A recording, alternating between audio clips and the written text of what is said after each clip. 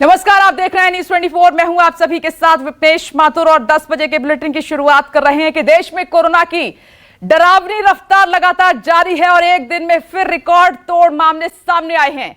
24 घंटे में करीब 4.25 लाख नए केसों की पुष्टि हुई है और जबकि 3,980 मरीजों ने दम भी तोड़ा है। ये 24 घंटे का आंकड़ा है। इस बुलेटिन में सबसे पहले अपडेट आपको कराते हैं। ये 24 घंटे में जो आंकड़ा आया है ये डराने वाला है कि 4 लाख से संख्या पार हो गई है और वो दिन भी दूर नहीं है जब 5 लाख के आंकड़े को हम टच कर जाएंगे और मौत का आंकड़ा भी लगातार बढ़ता जा रहा है। ये दुखद है। तो देश भर के कई हिस्सों में ऑक्सीजन पर जंग लगातार जारी है केंद्र सरकार के खिलाफ। दिल्ली हाई कोर्ट के अवमानना नोटिस पर सुप्रीम कोर्ट ने रोक लगा दी है। कोविड-19 मरीजों के इलाज के लिए ऑक्सीजन की आपूर्ति के बारे में आदेश का अनुपालन करने में विफल रहने पर दिल्ली हाई कोर्ट ने केंद्र को अवमानना का नोटिस जारी किया था और दिल्ली हाई कोर्ट राष्ट्रीय राजधानी में कोरोना संक्रमण के बढ़ते मामलों के बीच सामने आ रही समस्याओं से जुड़ी याचिकाओं पर सुनवाई कर रहा है। उधर सुप्रीम कोर्ट में आज 10:30 बजे मामले की सुनवाई होगी और कोर्ट ने कहा है कि केंद्र और दिल्ली सरकार 3 दिन के भीतर मुंबई में ऑक्सीजन सप्लाई के लिए जानकारी लें।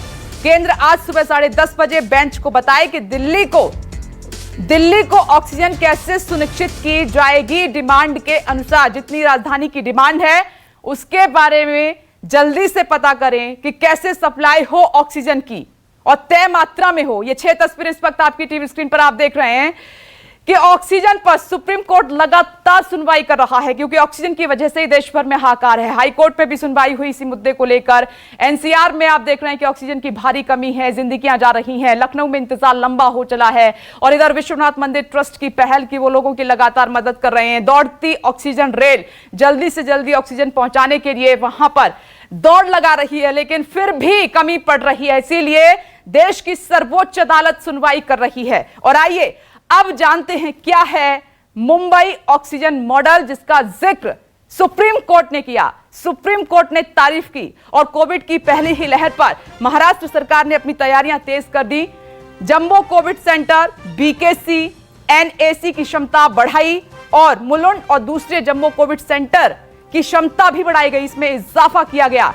यह मुंबई ऑक्सीजन मॉडल है जो इस वक्त हम आपको जानकारी दे रहे हैं। उधर ऑक्सीजन स्टोर करने में कामयाब हुए। बड़ी क्षमता वाली ऑक्सीजन टंकियां लगाई गई, वो वक्त रहते ऑक्सीजन की जरूरतों को कंट्रोल कर पाए। और बांद्रा के भाभा अस्पताल में प्लांट लगाया गया। जोगेश्वरी के बाला साहब ठाकरे ट्रॉमा सेंटर में प्लांट लगाया गया। मुंबई के 12 और अस्पतालों में प्लांट का काम जोरों पर चल रहा है। महाराष्ट्र सरकार ने निजी अस्पतालों की ऑक्सीजन सप्लाई भी कंट्रोल की। उन्हें बीएमसी के वॉर रूम से जोड़ा गया। बीएमसी के इसी ऑक्सीजन मॉडल की जमकर तारीफ हो रही है और इसीलिए लगातार हमने आपको बोला, जिस तरीके से संवाददाता अपडेट भी कर रहे थे कि मुंबई महाराष्ट्र में ऑक्सीजन की इतनी किल्लत नहीं है। तो ये मुंबई ऑक्सीजन मॉडल है। बीएमसी के वॉर रूम से जोड़ा गया, कनेक्टिविटी को अच्छा किया गया, ऑक्सीजन प्लांट लगाए गए। बीएमसी के इसी ऑक्सीजन मॉडल की सुप्रीम कोर्ट ने तारीफ की और तमाम राज्यों को कहा कि उनसे कुछ सीखें, देखें कि कैसे कंट्रोल में किया। कोविड की पहली लहर के बाद कैसे संभला महाराष्ट्र। जम्बो कोविड सेंटर, बीकेसी, एनएसी की क्षमता बढ़ा दी गई देखते हुए हालात को। मुलुंड और दूसरे जम्बो कोविड सेंटर की भी क्षमता बढ़ा दी गई। तो ये सब काम आए, ये सब कदम उठाए गए और इसीलिए मुंबई ऑक्सीजन मॉडल की तारीफ भी लगातार हो रही है। और इस पर न्यूज़ 24 की सबसे बड़ी कवरेज लगातार जारी है। आप देख रहे हैं कि दिल्ली से पल्लवी झा इस वक्त आपको टीवी स्क्रीन पर नजर आ रही हैं और मुंबई से संकेत पाठक टीवी स्क्रीन पर, और इधर लखनऊ से आप देख रहे हैं अशोक तिवारी, वहां से अपडेट करेंगे कि क्या हालात बने हुए हैं। लेकिन मैं शुरुआत आज कर रही हूं संकेत पाठक आपसे। संकेत, मुंबई मॉडल ऑक्सीजन मॉडल की जमकर तारीफ हो रही है। देश की सर्वोच्च अदालत ने जिक्र किया है और कहा है कि बीएमसी से सीखें कि कैसे कंट्रोल किया गया। वहां पर ऑक्सीजन की किल्लत नहीं हुई, इतनी मामले बढ़ने के बाद हुई।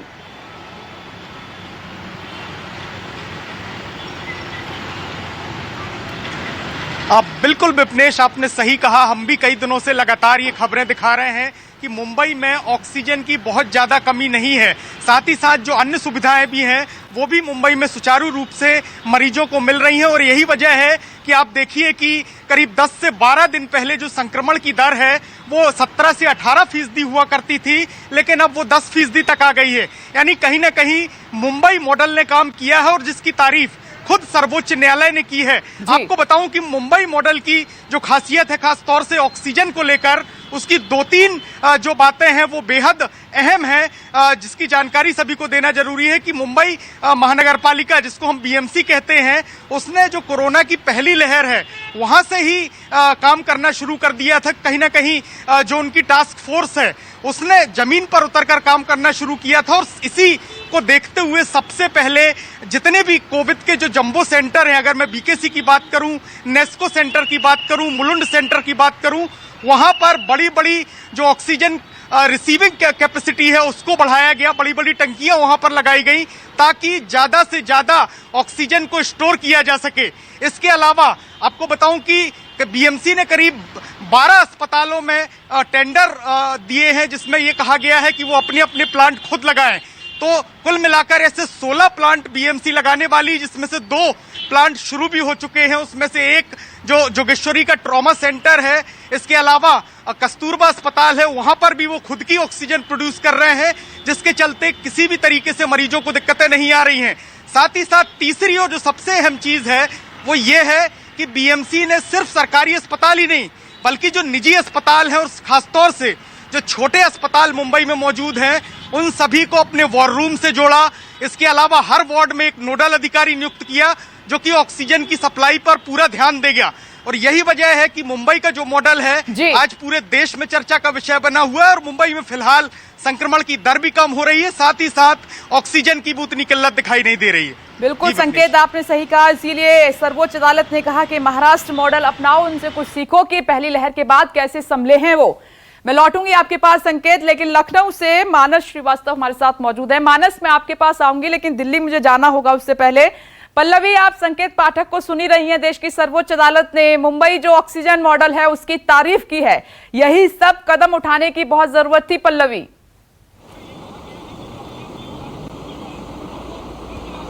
बिल्कुल, देखिए सख्त कदम हर लेवल पर उठाने की जरूरत थी, चाहे वो केंद्र सरकार के लेवल पे हो, चाहे राज्य सरकारों के लेवल पे हो।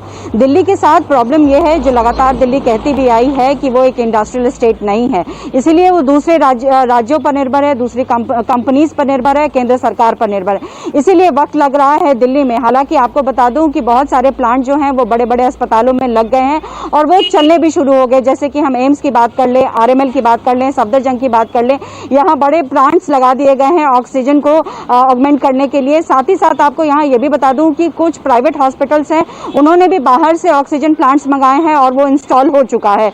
इसी तरीके से दिल्ली सरकार ने भी कई और जो प्लांट्स हैं वो बाहर से मंगवाए हैं। हालांकि उसमें थोड़ा समय लग रहा है, लेकिन अब जो है दिल्ली सरकार ने ऑक्सीजन बुलेटिन जो है वो निकालना शुरू कर दिया। और देखिए 4 मई का बुलेटिन है विपनेश, और इसमें यह कहा गया कि डिमांड ऑफ ऑक्सीजन और 4 मई जो था वो 976 मेट्रिक टन का था, लेकिन जितनी सप्लाई हो रही थी वो 555 मेट्रिक टन है। यानी 976 मेट्रिक टन आपकी जरूरत थी, लेकिन 555 मेट्रिक टन ही आपके पास मौजूद था। उसके बाद उन्होंने वीकली एवरेज बताया, उसके बाद उन्होंने ये बताया कि कितने SOS सिलेंडर के लिए आए। तो ये तमाम अब चीजें जो है बुलेटिन के फॉर्म में दिल्ली सरकार की तरफ से आने लगी हैं। लेकिन अभी भी मैं ये नहीं कह सकती कि यहाँ दिल्ली की स्थिति अच्छी है, क्योंकि अभी भी ऑक्सीजन की कमी है। प्लांट्स लग गए हैं, लेकिन अभी उसको स्ट्रीमलाइन करने में थोड़ा वक्त लगेगा। और जैसा कि दिल्ली के कोटा को बढ़ाकर 590 मेट्रिक टन किया गया है, लेकिन बावजूद इसके 900 के ऊपर मेट्रिक टन दिल्ली की जरूरत है, और वो पूर्ति अभी तक नहीं हो पा रही है। प्लांट्स लगे हैं, उनको जो उनसे ऑगमेंट किया जाएगा उसको भी बांटने में थोड़ा वक्त लगेगा। तो दिल्ली को संभालने में वक्त लगेगा, लेकिन कोशिश अब जो है वो तेज हो गई है। वहीं दूसरी तरफ विजय राघवन की बात आप कर रही थी, विजय राघवन ने कल संकेत दिया कि तीसरा पीक आएगा, तो आप उसके लिए तैयार हो जाइए। सवाल तो यही है कि दूसरे पीक के लिए तैयार नहीं थे तो तीसरे पीक के लिए किस तरीके की तैयारी होगी, ये एक बहुत बड़ा प्रश्न है। क्योंकि अभी तक जो लॉकडाउन की बात की जा रही है कि लॉकडाउन लगाना ही एकमात्र उपाय है। देखिए जरूरी भी है कि अगर दूसरी लहर से सबक नहीं लिया तो फिर तो देखिए सब कुछ आउट ऑफ कंट्रोल तो पहले से ही दिख रहा है, फिर संभालना शायद बहुत मुश्किल हो जाएगा। और देख रहे हैं कि दिल्ली नहीं, बाकी राज्यों में, कर्नाटक में देख लीजिए, आंध्र प्रदेश में देख लीजिए, अब एक तरीके से विस्फोट होने लगा है। एक दिन में 50-50 हजार से ज्यादा मामले आ रहे हैं। तो ऐसे में केंद्र सरकार को बहुत गंभीर कदम उठाने पड़ेंगे, क्योंकि संकेत तीसरे लहर के भी हैं। तो लगातार जो मांग उठ रही है कि आप लॉकडाउन करिए, बेशक 15 दिन के लिए करिए, लेकिन करिए जरूर, क्योंकि चेन ऑफ जो आप ट्रांसमिशन है उसको अगर आप ब्रेक नहीं करेंगे तो इसको रोकना असंभव हो जाएगा। और इस बात में दो राय नहीं है कि कम्युनिटी ट्रांसमिशन हो चुका है, क्योंकि अब जो ट्रैकिंग की लेवल है वो ट्रैकिंग हो नहीं रही है। आपके पास इतने हेल्थ वर्कर नहीं है, आपके पास इतने फ्रंट लाइनर्स नहीं है जो कि इसको ट्रैक कर सके, ट्रेस कर सके। सभी के सभी या तो आधे से ज्यादा लोग संक्रमित हैं या फिर एकदम सही है, क्योंकि ये जो आप कह रही हैं आपने हर बार बताया है और ये सबको नजर भी आ रहा है। और इन सब के बीच आपने जिक्र किया कि दिल्ली कड़ी पाबंदी भी मांग रही है और इसकी बहुत ज्यादा आवश्यकता है। पल्लवी, मैं लौटूंगी, संदीप भरमाकर भी भोपाल से इस वक्त हमारे साथ जुड़ गए हैं लाइव। और मानस, मैं आपके पास आ रही हूँ। मानस, आपने देखा कि मुंबई मॉडल की हर जगह तारीफ हो रही है, जिस तरीके से ऑक्सीजन को लेकर कदम उठाए गए। दिल्ली में कई जगह ऑक्सीजन प्लांट लगे हैं, लेकिन अभी भी पूर्ति उस तरीके से नहीं हो पा रही है, लेकिन थोड़ा सा काम तेजी के साथ होने लगा है। तो मैं उत्तर प्रदेश का हाल आपसे जानना चाहती हूँ, लॉकडाउन के बीच क्या स्थिति है ऑक्सीजन को लेकर?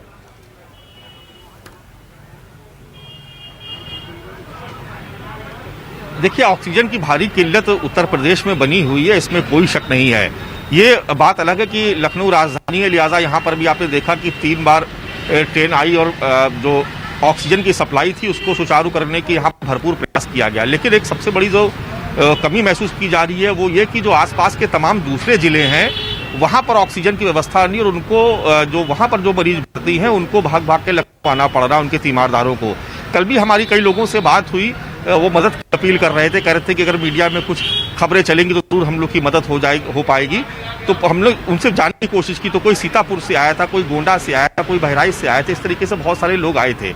यानी जो उत्तर प्रदेश में जो तमाम ऐसे छोटे जिले हैं वहाँ पर ऑक्सीजन की सप्लाई जितनी डिमांड है उतनी नहीं हो पाती है, इसलिए भी यहाँ पर दिक्कतें आ रही हैं उत्तर प्रदेश में। हालांकि सरकार बार बार दावा कर रही है कि ऑक्सीजन की कमी नहीं होने दी जाएगी, और यहाँ पर एक नया सिस्टम भी लागू किया गया। उत्तर प्रदेश के मुख्यमंत्री योगी आदित्यनाथ ने निर्देश दिया था कि जो होम आइसोलेशन में जो लोग हैं उनको भी ऑक्सीजन की अगर जरूरत है तो प्रशासनिक अधिकारी है वो ये तय करें, निर्धारित करें कि उन तक ऑक्सीजन पहुंचे। लेकिन फिर भी हम देख रहे हैं कि लंबी कतारें लगी हुई है। कल एक ऑक्सीजन प्लांट में आपने देखा था कि ब्लास्ट हो गया था, वहाँ पर बहुत सारे लोग लगे हुए थे लाइन में, और उसमें से 3 लोगों की मौत भी हो गई।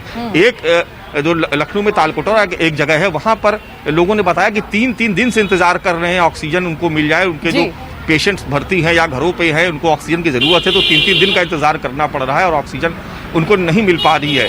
तो निश्चित तौर पर यह बात बिल्कुल सही है कि उत्तर प्रदेश में ऑक्सीजन की भारी कमी देखने को मिल रही है। हालांकि इस बीच में कुछ सकारात्मक प्रयास भी हो रहे हैं। 500 मानस, 1 मिनट में आपको रोकूंगी, वक्त की कमी है, ब्रेक के लिए मुझे रुकना है। ब्रेक के बाद मैं वापस आती हूँ और ब्रेक के बाद मध्य प्रदेश का भी हाल संदीप भरमाकर से जानेंगे।